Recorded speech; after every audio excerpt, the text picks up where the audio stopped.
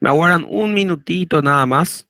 Voy a ir un rato a cargar femeninas, ¿verdad? Como ustedes saben, el organismo de la mujer es un organismo cíclico que va cambiando de mes a mes. Cada mes inicia un ciclo y termina un ciclo. Aproximadamente ese ciclo dura 28 días. Hay veces que puede durar un poco más, hay veces que dura un poco menos. Y esto se produce como respuesta a varios cambios hormonales principalmente. Ese ciclo comienza en la pubertad normalmente. Cuando la mujer llega a la pubertad, generalmente tiene 9 años más o menos. Hay veces que la pubertad le llega, la menstruación le llega un poco más tarde, los 15, 16 años. Cuando empieza la pubertad, empieza a activarse una serie de cambios, ¿verdad? Que empiezan en el hipotálamo. Cuando empieza la pubertad, en el hipotálamo empieza a liberarse una hormona, que es la GnRH, o también llamada hormona liberadora de gonadotropinas, en el hipotálamo, o también llamado gonadotropin releasing hormone. Ese hipotálamo, cuando empieza a producir esta hormona, marca el inicio de la pubertad, del ciclo sexual. Y eso actúa, esas hormonas van a actuar sobre nuestra hipófisis, no, sobre la hipófisis de la mujer, para producir un aumento de la liberación de unas hormonas que son las gonadotropinas. Son dos. La hormona folículo estimulante, que llamamos FSH, FSH, FSH, y la hormona luteinizante, LH. ¿Okay? Esto empieza a producirse en la pubertad y es lo que va a regular prácticamente todo el resto del ciclo. Al inicio, ¿verdad? Vamos a ver que se producen ambas hormonas, o sea, ambas hormonas aumentan su concentración, pero en la primera mitad del ciclo van a ver que predomina la hormona folículo estimulante. Esta línea verde que vemos acá es la línea de la hormona folículo estimulante, la FSH. Como pueden ver, es la que predomina en la primera mitad del ciclo. ¿Ok? Hormona folículo estimulante. Como pueden ver, entonces, la primera mitad del ciclo es de la hormona folículo estimulante. Ya cerca de la mitad del ciclo se produce un pico de hormona luteinizante. ¿Ok? Entonces, la primera mitad del ciclo está regulado por la hormona folículo estimulante, que es la que se secreta en mayores concentraciones, y a partir de la mitad se produce un pico de hormona luteinizante para regular, ¿verdad?, ciertos procesos. ¿Okay? Eso es a nivel de la hipófisis. ¿Qué pasa? La hormona folículo estimulante, la que predomina en la mitad del ciclo, en la primera mitad, produce cambios a nivel del ovario. ¿Okay? Cambios a nivel del ovario. Esos cambios a nivel del ovario hace que cada inicio del mes se empiecen a reclutar una serie de folículos. ¿Okay? Empiezan a crecer los llamados folículos. ¿Sí? Los folículos son un conjunto de células que están formadas por células germinales y células foliculares, un ovocito y una célula folicular. ¿Okay? Vamos a ver que, bueno, básicamente, eh, cada folículo, empezando el folículo primordial, empieza a madurar como respuesta a la hormona folículo estimulante, a la FSH. Al inicio se reclutan entre 15 a 20 folículos, pero no todos van a llegar a la maduración. Solamente llega uno a ser maduro al final del ciclo.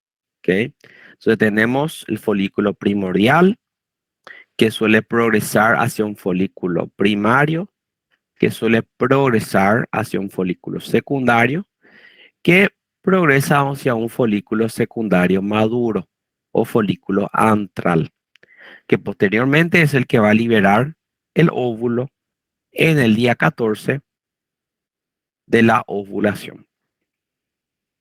¿Ok? A partir de ahí, lo que queda del folículo se transforma en lo que nosotros conocemos como cuerpo lúteo. Cuerpo lúteo. Corpus luteum también se puede llamar, o cuerpo amarillo, cuerpo amarelo. El cuerpo lúteo se produce como respuesta del folículo maduro a la hormona luteinizante. ¿Sí? La hormona luteinizante en el día 14 estimula mucho este folículo para que se convierta en un cuerpo lúteo. Y si ustedes se fijan, el nombre de la hormona nos indica también su función. Cuerpo lúteo, ¿por qué? Porque actúa la hormona luteinizante. Hormona luteinizante, es decir, hormona que crea el cuerpo lúteo.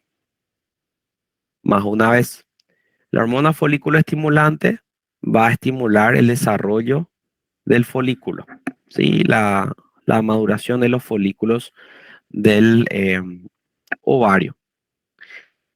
Entonces va a predominar esto en la primera mitad del mes. Cuando se produce en el día 14 un pico de LH, hormona luteinizante, se produce la ovulación y estas células que quedan sufren un cambio que está justamente mediado por la hormona luteinizante y se convierten en lo que nosotros conocemos como cuerpo lúteo, ¿sí? Cuerpo lúteo. Este cuerpo lúteo lo que intenta es, bueno, favorecer la situación para que se produzca la implantación en el caso de que se produzca la fecundación. Es decir, si este óvulo llega a entrar en contacto con un espermatozoide, el cuerpo lúteo lo que hace es facilitar que esa unión pueda implantarse en el útero, en el endometrio, y se produzca el embarazo.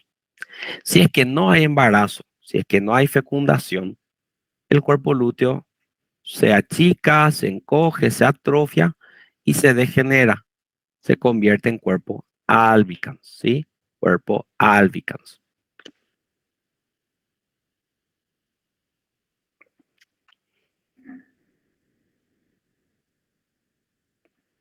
Bueno, entonces, tenemos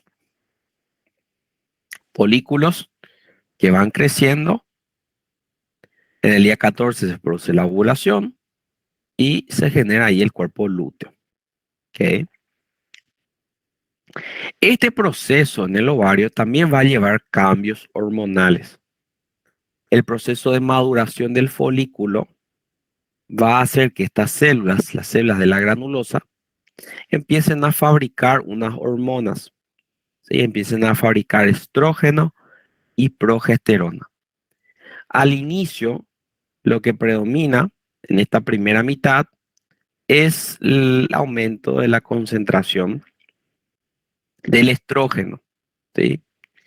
Se producen un aumento, o sea, se produce un aumento de las concentraciones de estrógeno, de estradiol, ¿ok? Entonces, la primera mitad del ciclo, ¿sí?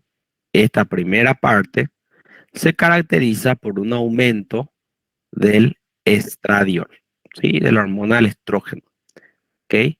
La segunda mitad del ciclo, como el cuerpo lúteo se forma, el cuerpo lúteo tiene la capacidad de producir progesterona, que es otra hormona. Entonces, en la segunda mitad del ciclo, lo que predomina es la progesterona. Entonces, la maduración de los folículos lleva consigo el aumento de la producción de estradiol. En la segunda mitad del ciclo, ¿ok? En la segunda mitad, como se forma el cuerpo lúteo, se facilita la producción de progesterona. ¿Ok? ¿Se entendió? ¿Hasta acá? ¿Hasta acá estamos entendiendo?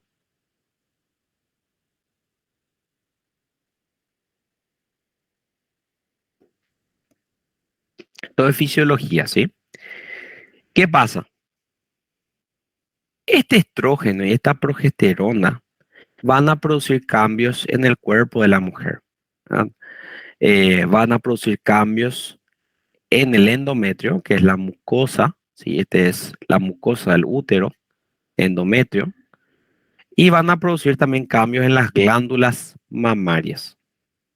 El estrógeno, el estradiol, favorece la proliferación del endometrio, hace que este endometrio vaya creciendo, vaya proliferando y que sus glándulas cada vez sean más mayores.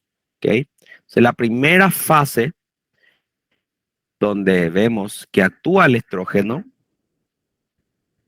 en el endometrio le llamamos la fase proliferativa. ¿Por qué? Porque en esta fase crece, prolifera el endometrio, proliferan sus glándulas. Sin embargo, la progesterona detiene ese crecimiento, hace que ese crecimiento no aumente más o menos que contrarresta ese crecimiento, pero sí produce que esas glándulas se hagan más maduras. Madura esas glándulas y le dan una capacidad secretora. La progesterona hace que la glándula a nivel del útero, o sea, las glándulas, tengan la capacidad de secretar moco, de secretar nutrientes. ¿Para qué? Para que se produzca la implantación. Si se produce la fecundación, es decir, el contacto del espermatozoide con el óvulo, se pueda implantar en la pared del útero, en el endometrio. ¿Ok?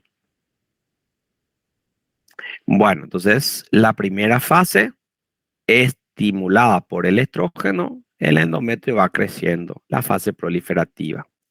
La segunda fase, justamente dada por la progesterona, ese endometrio, estas glándulas van madurando y van adquiriendo capacidad secretoria. Por eso esta segunda fase se llama fase secretora. ¿Ok? Cuando caen las concentraciones de progesterona y de estrógeno, es decir, cuando no se produce el embarazo, caen las concentraciones de estrógeno y progesterona y eso produce una pérdida de la mucosa endometrial. ¿Sí? La mucosa endometrial se pierde, se descama. ¿Ok? Y ahí ocurre lo que llamamos menstruación. ¿Ok? Menstruación.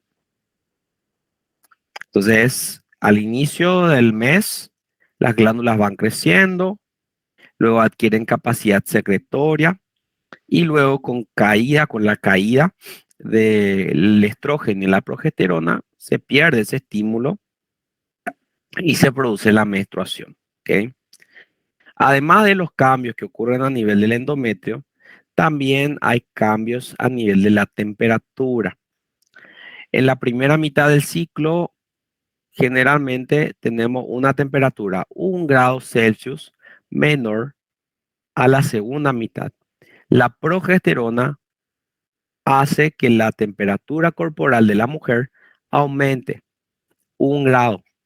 Por eso es que el termómetro puede ayudar a la mujer a saber cuándo es fértil, cuándo tiene una mayor fertilidad o cuándo tiene la ovulación, o sea, cuándo se produce. Entonces, de nuevo, solamente para englobar todo, en el inicio de la pubertad se produce estimulación del hipotálamo que empieza a producir la hormona liberadora de gonadotropina. Eso estimula la hipófisis a producir dos hormonas, la hormona luteinizante y la hormona folículo estimulante. En la primera mitad del ciclo se estimula la folículo estimulante que va a producir una maduración de los folículos del ovario, solamente uno llega a la maduración. Este proceso aumenta la secreción de estrógeno, ¿ok? Y el estrógeno estimula el endometrio para que vaya creciendo en la fase proliferativa. En la segunda mitad se produce un pico de hormona luteinizante, lo que hace que se forme el cuerpo lúteo. El cuerpo lúteo es capaz de producir altas concentraciones de progesterona que actúan sobre el endometrio, estimulando la maduración de las glándulas y dándole una capacidad secretoria. Además, aumenta la temperatura corporal 1 °C. Entonces, si nosotros dividimos en dos mitades, dependiendo de dónde estamos hablando, en el ovario podemos hablar de una fase folicular. ¿Por qué? Porque lo que predomina aquí es la maduración de los folículos, y una fase lútea. ¿Por qué? Porque lo que tenemos es el cuerpo lúteo. A nivel de la hipófisis, podemos hablar de una fase folículo estimulante. ¿Por qué? Porque lo que predomina es la estimulación del folículo, o sea, la hormona folículo estimulante. Y una segunda fase, ¿verdad?, donde predomina la hormona luteinizante. Si hablamos de las concentraciones en la sangre de estrógeno y progesterona, la primera fase es una fase estrogénica. ¿Por qué? Porque predomina estradiol. Y la segunda fase es una fase progestacional. Progestacional porque lo que predomina son las concentraciones de progesterona. Y por último, en el endometrio, si dividimos en dos fases, tenemos la fase proliferativa, donde predomina el crecimiento del endometrio. Tenemos la fase secretoria, donde predomina la capacidad secretoria del endometrio y predomina la maduración de las glándulas. Y la fase menstrual, ¿verdad?, cuando se descama el endometrio. ¿Sí? ¿Quedó claro hasta acá?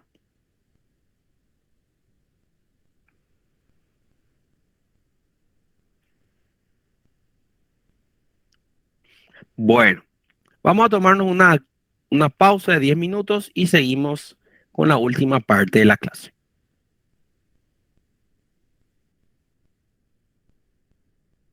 Un poquito de la función de estas hormonas y su aplicación. Bien, vamos a hablar primero de los estrógenos. Son producidas por las células de la teca y la granulosa, ¿sí? Y también se produce por la placenta. Los estrógenos naturales son estos tres. Tema examen. Se pregunta, ¿sí? Se pregunta cuáles son los estrógenos naturales. Tenemos el estradiol, la estrona y el estriol. Los tres se producen a diferentes concentraciones en el organismo.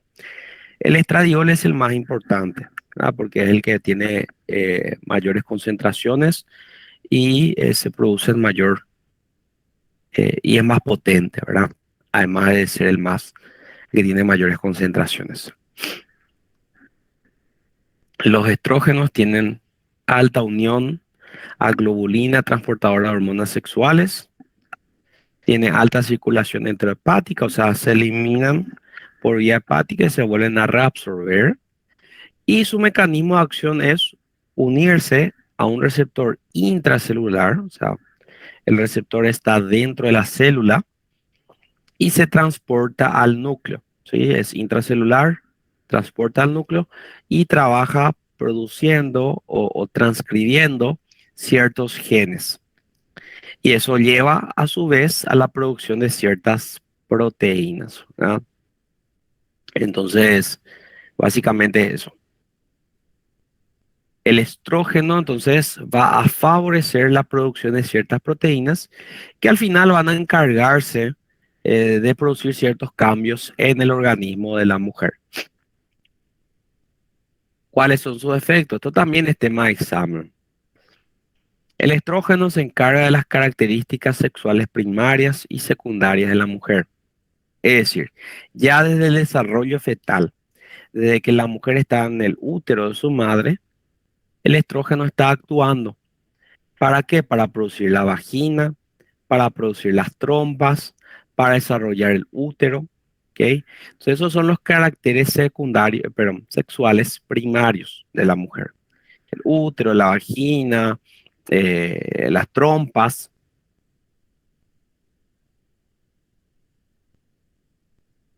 Y además, eh, cuando la mujer llega a la pubertad, el estrógeno se encarga de realizar los cambios, o sea, las características secundarias en esa mujer. Es decir, aumenta el desarrollo de las mamas, empieza a producir vello púbico, los vellos pubianos, aumenta el crecimiento de los genitales externos, ¿ok? Entonces va a producir todo lo que, bueno, forma a la mujer, su característica, la piel con respuesta al estrógeno se hace más suave, la grasa se redistribuye, ¿sí? La grasa se redistribuye, sobre todo a nivel de las caderas y los glúteos, ¿ok? Todos esos son cambios, las características secundarias de la mujer.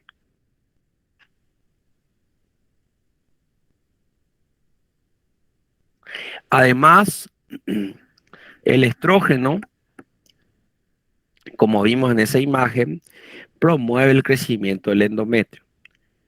Cada mes se inicia, ¿verdad?, un nuevo ciclo y el endometrio empieza a proliferar, a crecer sus glándulas, de manera que luego va madurando y puede inclusive llegar a albergar a la implantación del cigoto, ¿verdad?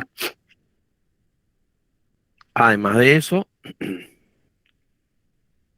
aumenta la producción de leptina, que es la hormona sintetizada en el tejido adiposo y favorece la saciedad y disminuye la actividad osteoclástica. El estrógeno disminuye la actividad del osteoclasto. ¿Alguien sabe, se acuerda, qué es el osteoclasto? ¿Qué hace el osteoclasto?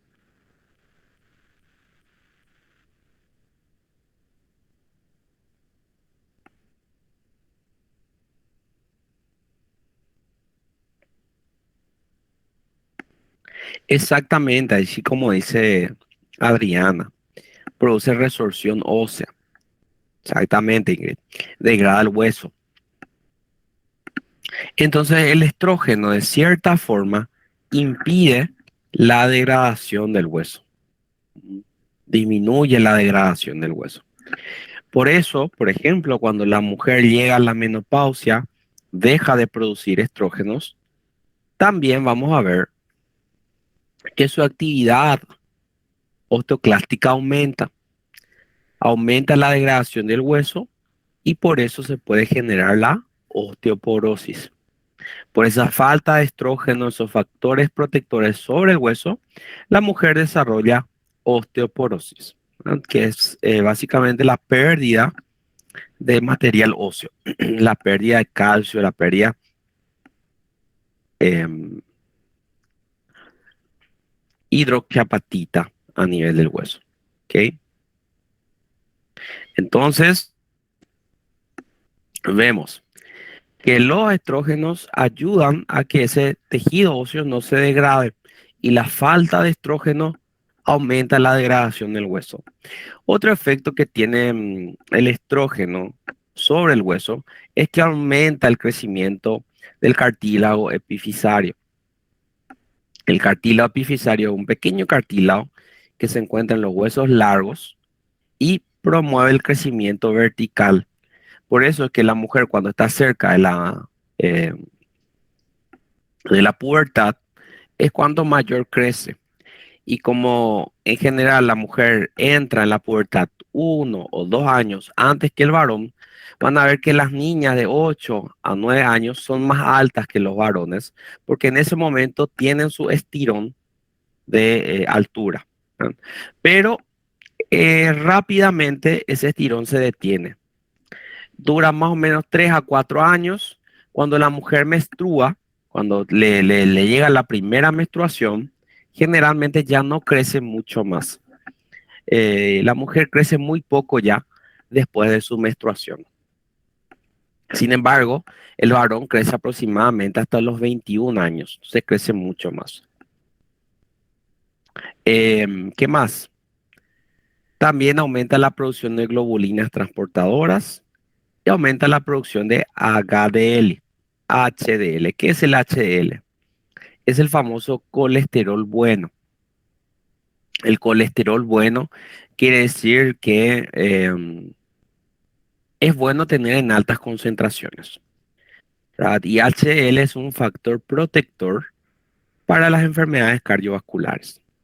Nosotros normalmente esperamos o queremos que nuestro HDL sea alto, ¿ok?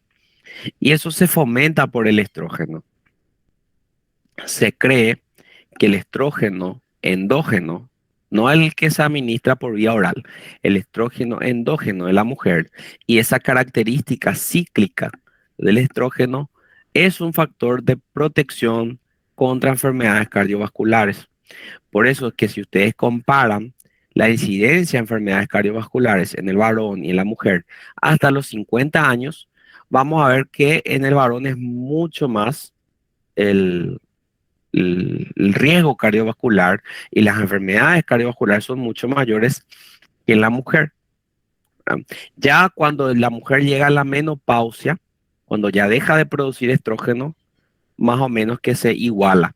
Por eso se cree que el estrógeno da un factor protector a la mujer para prevenir las enfermedades cardiovasculares. ¿Ok?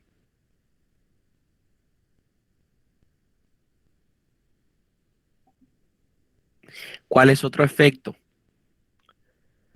También aumenta los factores de la coagulación. El estrógeno actúa sobre el hígado y favorece la producción de ciertos factores de la coagulación. Factor 2, factor 7, factor 9 y factor 10. Y además disminuye la antitrombina 3. La antitrombina 3 es un factor anticoagulante. Entonces, el estrógeno favorece a la producción de coágulos. Eso es algo hasta cierto punto beneficioso. Recuerden que la mujer al final de su ciclo siempre empieza sangrando, ¿ok? Cuando se produce, o no se produce, mejor dicho, el embarazo, se pierde cierto tejido del endometrio, ¿ok? Y se produce sangrado, hemorragia. Para que esa hemorragia sea contenida y no sea tan excesiva, o sea, no se produzca una hemorragia tan intensa, entonces es conveniente justamente tener un buen sistema de la coagulación, ¿ok? Entonces, básicamente los estrógenos le preparan a esa mujer para la menstruación, para que ese sangrado no sea tan intenso, para que ese sangrado no sea tan excesivo, ¿verdad? Y se contenga ese sangrado gracias a la coagulación. Entonces, el estrógeno, a partir de estos eh, factores de la coagulación, previene a la mujer de una hemorragia muy intensa. Prepara a esa mujer para la menstruación. Pero imagínense, si ustedes están consumiendo estrógeno por vía oral, como en forma de anticonceptivos, y todos los días constantemente se está estimulando la producción de factores de coagulación, eso puede ir a algo ya patológico y puede aumentar el riesgo de trombosis. Los anticonceptivos aumentan el riesgo de trombosis, sobre todo trombosis venosa. Por eso hay que tener cuidado a quién le indicamos estrógenos de cualquier tipo. ¿Por qué? Porque podemos aumentar el riesgo de trombosis en esas personas, ¿sí? Pacientes que están con el uso de anticonceptivos orales tienen un mayor riesgo de desarrollar eventos trombóticos, ¿ok? ¿Qué más? El estrógeno aumenta también la síntesis del receptor de progesterona. De esa manera, aumentan las células su respuesta a la progesterona en la segunda mitad del ciclo. Y además de eso, favorece una conducta estral. ¿Qué es la conducta estral? Es la conducta que tiene la mujer justamente cercano a la ovulación. La mujer cercana a la ovulación por acción justamente del estrógeno tienen mayor deseo sexual, y eso es algo que hace el estrógeno sobre el sistema nervioso central en la mujer. Se aumenta el deseo sexual justamente porque eso favorece, cercano a la ovulación, las posibilidades de que esa mujer se aparee y se reproduzca. O sea, eso es algo normal, eso es algo, eh, digamos, que la naturaleza creó. ¿Para qué? Para facilitar la reproducción. ¿Ok? Por eso cuando cae el estrógeno cerca de la menstruación, la mujer está con un humor un poquito más frágil, eh, tiene cambios de humor, se siente triste, irritable, incómoda. Y eso es generalmente porque los niveles de estrógeno y progesterona caen.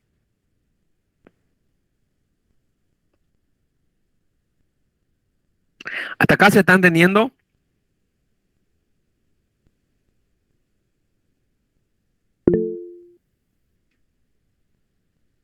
Sí, dice Adriene. ¿Y el resto? Ok, vamos a seguir entonces.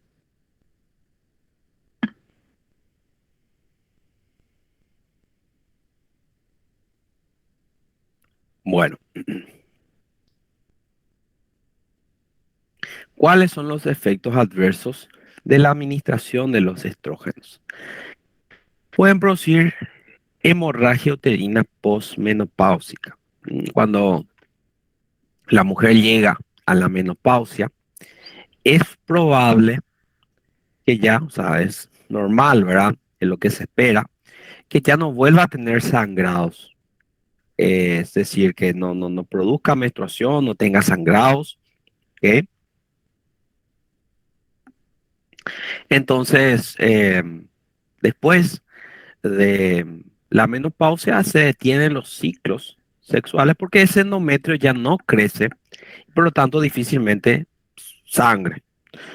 Sin embargo, si nosotros le damos estrógeno a una mujer posmenopáusica, y eso es una indicación también, lo que se llama terapia de sustitución hormonal, donde le vamos a dar estrógeno a una mujer posmenopáusica, eso puede reactivar el ciclo menstrual y puede producir sangrados en una mujer menopáusica. Eso es algo que nosotros no esperamos. Una mujer menopáusica no debería sangrar. Si sangra es algo sospechoso, pero si está consumiendo estrógeno, probablemente sea por eso. El estrógeno reactiva el ciclo a nivel del endometrio y por eso vuelve a menstruar. ¿Ok? Se asocia también el estrógeno al aumento del cáncer mamario. Aumenta el riesgo 1.25 veces, sobre todo en el tratamiento prolongado. Se vio que las mujeres que utilizan estrógeno tienen un aumento relativo del riesgo de cáncer de mama, ¿ok? Y sobre todo el cáncer endometrial. El estrógeno aumenta también el riesgo del cáncer de endometrio, ¿ok? ¿Por qué? Porque el estrógeno hace que el endometrio crezca, que se hiperplasie, produce hiperplasia endometrial, ¿ok? Y puede producir cáncer de endometrio, o sea, aumenta el riesgo del cáncer de endometrio, sobre todo si no hay acción de la progesterona. Es decir, si le dejamos solamente al paciente con estrógeno, estrógeno, el endometrio va creciendo, va aumentando de tamaño y no hay nadie que le frene. La progesterona tiene, como le dije, una acción un poquito eh, contraria, frena un poco ahí, esa, eh, frena un poco ese crecimiento y puede contrarrestar esa hiperplasia endometrial. Entonces, cuando nosotros combinamos estrógeno con progesterona, el riesgo no es tan alto. Pero si solamente le administramos estrógeno, el riesgo de cáncer endometrial es mayor.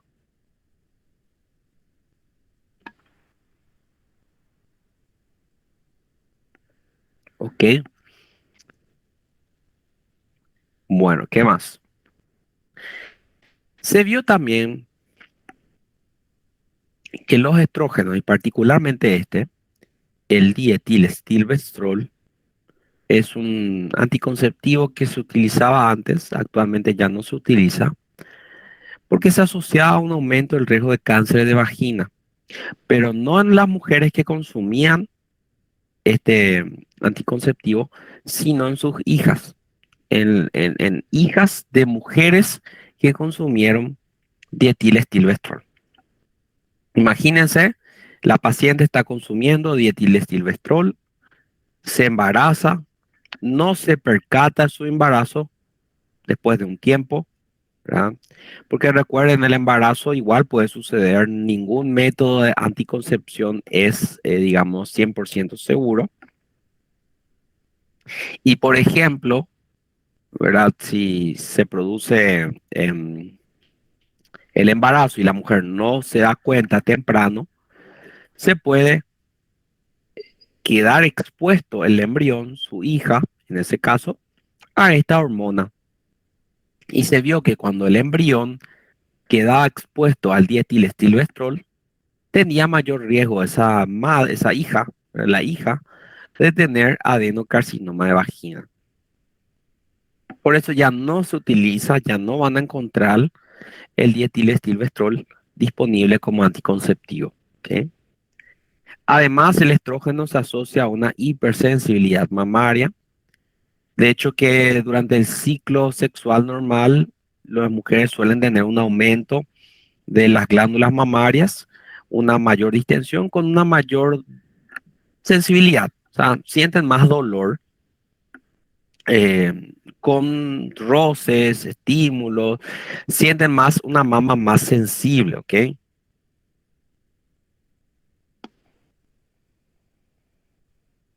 Entonces, hay una hipersensibilidad mamaria, ¿ok? Durante el ciclo sexual normal. Y con los estrógenos, eso también se puede producir. Si nosotros administramos estrógeno en forma exógena, la mujer puede tener una mayor sensibilidad en las mamas, sentir un mayor dolor o sensibilidad al tacto, a los roces con la ropa. Entonces, es un efecto adverso, ¿verdad? La hipersensibilidad mamaria. Otro efecto adverso que producen los estrógenos es la hiperpigmentación. Les voy a mostrar aquí.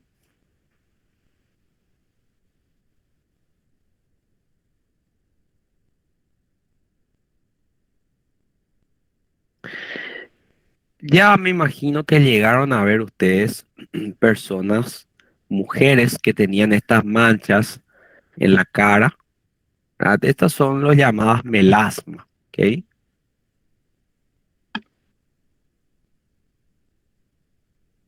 Son manchas de color café que aparecen sobre todo en la cara. Esto, por ejemplo, puede aparecer durante el embarazo.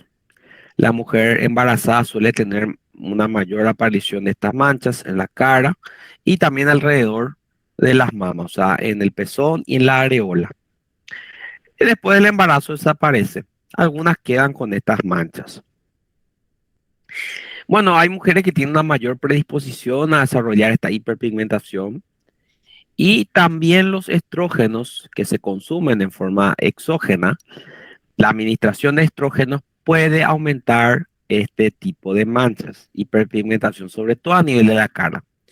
Esto era más frecuente antes con anticonceptivos hormonales más antiguos, donde se utilizaban dosis mayores de estrógeno. Actualmente es menos frecuente. ¿Por qué? Porque las dosis que se utilizan son mucho menores, son mínimas. Y actualmente se ve menos este efecto adverso de hiperpigmentación, pero es posible ver también, todavía, pero mucho menos frecuente que antes. ¿Ok? También se pueden asociar a migraña. La migraña es un tipo de cefalea, enxaqueca, ¿verdad? Que aparece generalmente ante ciertos estímulos. Suele ser hemicraneal, o sea, suele doler una mitad nada más de la cabeza, la mitad derecha, la mitad izquierda. Suele ser pulsátil, o sea, se intensifica con cada latido, ¿ok? Y muchas veces puede acompañarse náuseas, vómitos, fotofobia, ¿verdad? La mujer que tiene migrañas muchas veces intensifica las crisis durante ciertos periodos del ciclo sexual, ¿verdad? Y los estrógenos en esas mujeres se asocian a un mayor número de crisis migrañosas. O sea, es más frecuente que aparezcan crisis de migrañas en mujeres que consumen estrógeno. ¿Ok? Y otra cosa es la colestasis. La colestasis es el detenimiento del flujo biliar, el detenimiento de la bilis, éstasis de la bilis, que está producida por el estrógeno, ¿verdad? Y que puede favorecer a la aparición de ciertas patologías biliares, como por ejemplo la colecistitis debido a la litiasis biliar.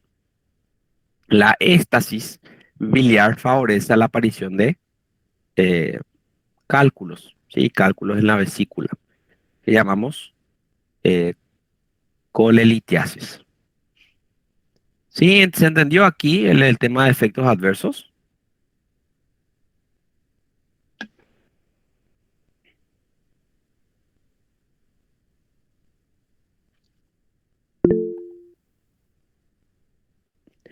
Ok. Entonces, recuerden bien, esto es tema de examen. Y vamos a hablar de las contraindicaciones. ¿En qué casos están contraindicados los, eh, los estrógenos en caso de que haya un cáncer hormonodependiente? Hay algunos cánceres, como el cáncer de mama o el cáncer de endometrio, que responden al estrógeno, inclusive aumentan su crecimiento, aumentan su invasión, aumentan su desarrollo en respuesta a los estrógenos. Por eso, por ejemplo, que si se diagnostica un cáncer en una embarazada, probablemente ese cáncer evolucione mucho más rápido que en una mujer no embarazada, porque la mujer embarazada tiene unos niveles de estrógeno mucho mayores y eso va a hacer que el cáncer crezca más rápido si es hormonodependiente. Entonces, los estrógenos están contraindicados en pacientes que son diagnosticados con alguno de estos cánceres, ¿ok? También están contraindicados en pacientes que tienen hemorragias uterinas anormales no diagnosticadas. ¿Qué significa eso? Hemorragias uterinas anormales, quiere decir hemorragias fuera del ciclo, ¿ok? Es decir, donde no tiene que aparecer o cuando no tiene que aparecer. Por ejemplo, ustedes tienen su menstruación el día 10 de cada mes. O sea, menstruan el 10 de cada mes, le dura 3, 4 días. El 14 más o menos dejan de menstruar. Si de repente vuelven a menstruar el día 25, eso es una hemorragia uterina anormal, porque aparece cuando no tendría que aparecer. Las hemorragias uterinas anormales pueden ser muchas cosas. Pueden ser miomas, pueden ser abortos, pueden ser incluso implantaciones. La implantación del feto puede, o sea, del cigoto puede producir hemorragias también. Y pueden ser también cáncer. Mientras nosotros no sabemos qué produjo esa hemorragia uterina normal, mientras nosotros no hayamos diagnosticado la causa, no se puede administrar estrógeno. ¿Ok? Tampoco en hepatopatías, porque no se metaboliza, aumentan sus efectos adversos, y tampoco en estados procoagulantes, pacientes que tienen aumento de riesgo de trombosis, por ejemplo, pacientes que tienen hipercoagulabilidad de la sangre, como el síndrome antifosfolipídico, el lupus, la mutación del factor 5 de Leiden, déficit de antitrombina 3, déficit de proteína C o proteína S. Sí, son todos casos que aumentan el riesgo de la coagulación, aumentan los estados coagulatorios. Si nosotros le damos a ese paciente estrógeno, vamos a estar aumentando ese riesgo de trombosis, de eventos cardiovasculares. Entonces, está contraindicado. Lo mismo en pacientes fumadoras. Si el humo al tabaco aumenta el riesgo de trombosis. Entonces, si nosotros le damos estrógeno a una mujer que está fumando, y sobre todo si tiene mayor, o sea, si es mayor a 35 años, ¿sí? En esos casos, bueno, aumenta también el riesgo de eventos trombóticos y no se debería administrar. Ok. Le voy a liberar la asistencia. Espérenme.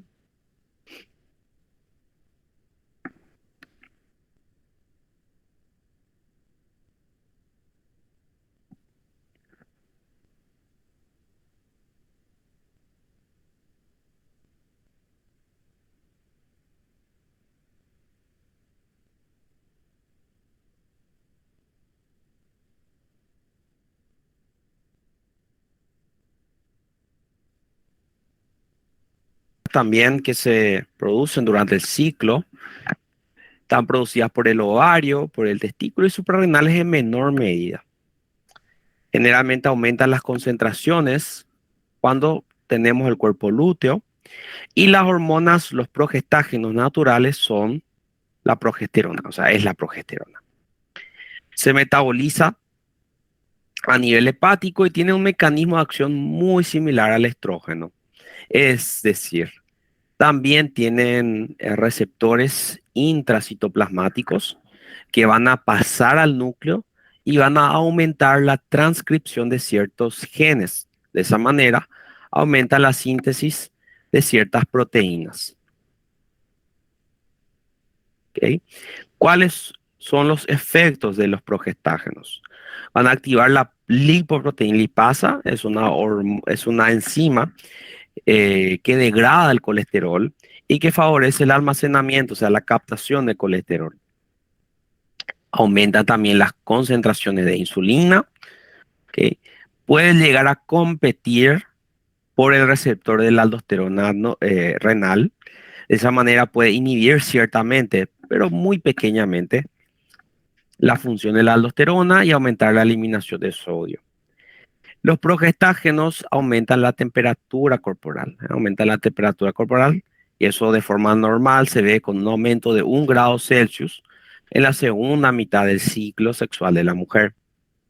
Además, aumenta la respuesta ventilatoria al CO2. Cuando se produce la liberación de la progesterona, nuestros centros respiratorios se hacen mucho más sensibles al dióxido de carbono y cualquier elevación del dióxido de carbono produce eh, un aumento de la frecuencia respiratoria. Además, tiene un efecto depresivo del sistema nervioso central y favorecen el desarrollo alveolo lobulillar mamario, o sea, la maduración de los ácidos de la glándula mamaria. Recuerden que los estrógenos favorecen la proliferación de los conductillos mamarios en la primera mitad del ciclo. Los progestágenos favorecen el desarrollo de los ácidos, ¿ah? Y le dan a ese ácido la capacidad de producir y de secretar leche. Eso no quiere decir que cada mes la mujer va a empezar a producir leche, no. Pero cada mes la progesterona le da la capacidad a, a los alvéolos de llegar a producir leche. Eso se intensifica durante el embarazo y posteriormente con el estímulo, la prolactina, que es otra hormona, ahí sí se produce ya la secreción de leche, ¿okay? Y se libera gracias a la oxitocina. Disminuye los aminoácidos circulantes y si se producen concentraciones altas de progestágenos puede llegar a inhibir la ovulación y disminuir la menstruación. ¿Ok? Hasta acá se está siguiendo.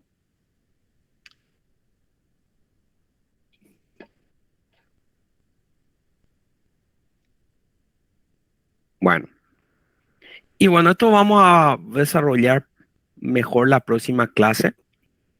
Los anticonceptivos básicamente son métodos para eh, prevenir el embarazo.